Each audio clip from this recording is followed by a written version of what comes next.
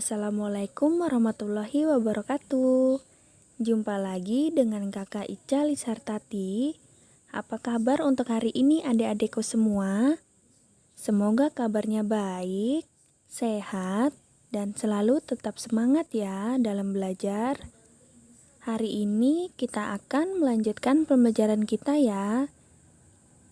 Setelah memahami, menelaah, dan melengkapi berbagai contoh teks deskripsi, pada bagian ini kita akan membahas yang D, yaitu menyajikan lisan dan menulis teks deskripsi. Kita menulis teks deskripsi.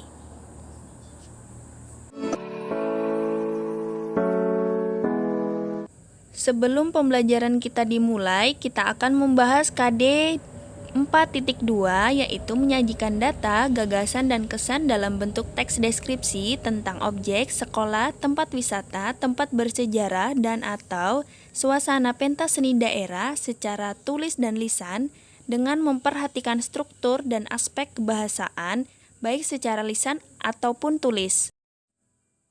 Pembelajaran kita hari ini yaitu menyajikan lisan dan menulis teks deskripsi.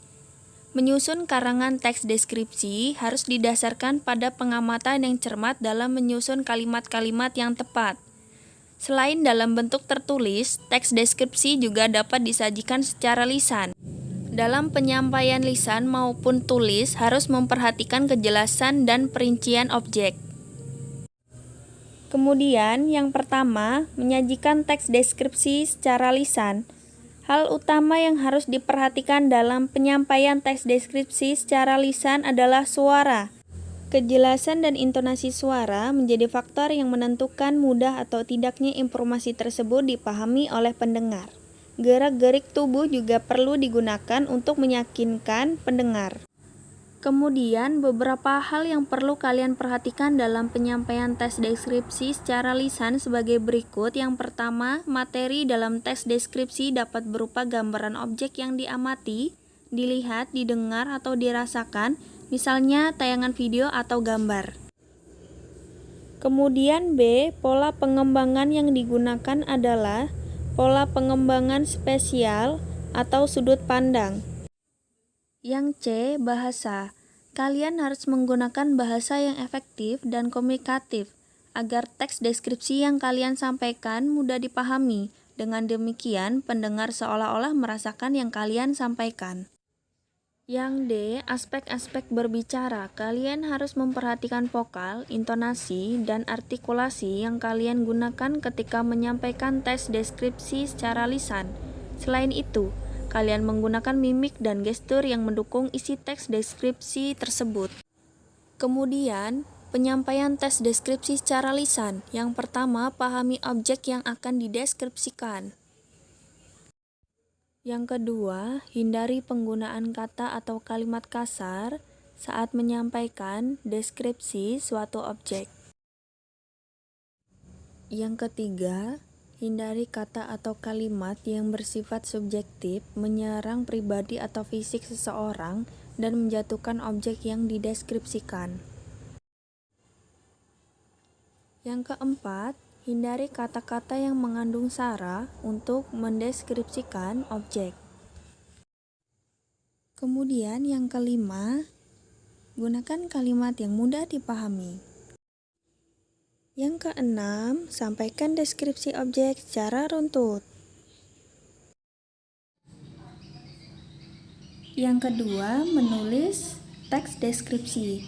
Membuat teks deskripsi membutuhkan kepekaan akan hal-hal yang akan digambarkan.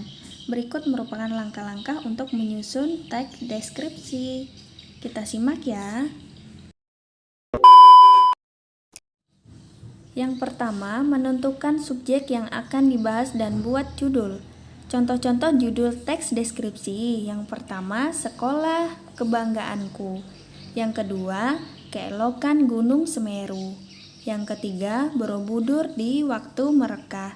Yang keempat, Sumatera Barat nan elok. Yang kelima, rumahku. Yang kedua, buatlah kerangka bagian yang akan dideskripsikan. Misalnya sekolah baruku, yaitu gedung, halaman, guru, dan teman. Kemudian yang ketiga atau yang C, mengumpulkan data-data dan melakukan pengamatan langsung subjek yang akan dideskripsikan. Contohnya, hal yang dideskripsikan yaitu kondisi fisik. Nah, hasil pengamatannya itu adalah bangunan kokoh, bagus, cat hijau muda. Kemudian yang D, setelah data-data terkumpul, kalian melakukan penyusunan data dalam kurung menyusun kerangka-kerangka. Tatalah kalimat-kalimat menjadi paragraf, yaitu pembuka tes identifikasi, paragraf deskripsi bagian 1, paragraf deskripsi bagian 2, paragraf deskripsi bagian 3, paragraf penutup. Kemudian yang kelima, rincilah objek suasana yang kamu deskripsikan dengan menggunakan kata dan kalimat yang merangsang panca indera. Kemudian yang kita bahas menyunting teks deskripsi. Menyunting dilakukan untuk memperbaiki dan menyempurnakan tulisan.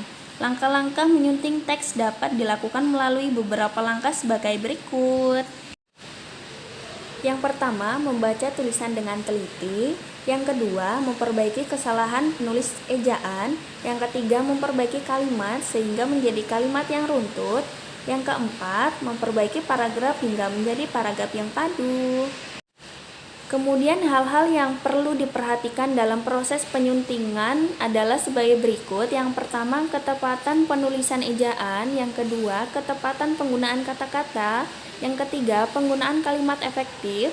Yang keempat, keterpaduan paragraf. Cukup sekian pembelajaran kita hari ini. Kita bertemu lagi dengan materi selanjutnya. Kakak ucapkan terima kasih.